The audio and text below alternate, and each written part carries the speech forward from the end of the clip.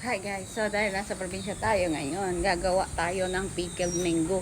Pero ang ating manggang gagawin ay kukunin pa natin sa puno. Ayun, nakikita nyo ba yun? So mangunguha tayo niyan, and then tuturuan ko kayo ang init kung paano gumawa ng pickled mango. Ayan, so at dito yon.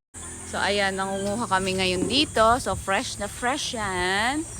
And yan, mamaya ituturo ko din paano ba gawing pickled ang mango na hindi nabubulok, ng very very easy lang, wala nang maraming achuchuchu. So ayan, so pangungunin natin yan and later isa-isahin natin sa inyo.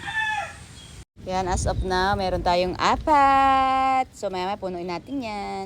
So ayun guys, kailangan talaga dyan may sagdan. Ayun na, nalagyan. So ito pa guys, sana hindi ako mapatakan. Oo, mahal ang face value ko. Ayan, kukunin na. Ayun, ayun.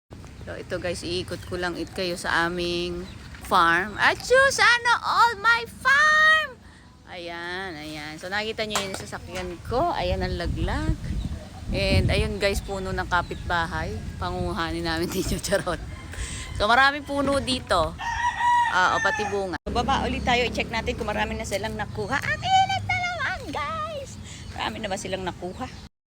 So ito guys, yung aming napanguha, isang gun, tsaka meron pa dito. So marami pa, kaya lamang mainit. Ayan, o tingnan, madami pa. Madami pa dyan. Marami pa yan. Malaki yung puno namin, marami dyan. Pero ito lang muna. And then I'll show you later. Ihuhugasan lang to. Here na guys, huhugasan na natin yan thoroughly. Kasi para pag nagbalat tayo, malinis na yung kamay natin. And ilalagay natin siya sa... ibabalatan natin siya. And para malinis na. So hugasan natin yan, ha?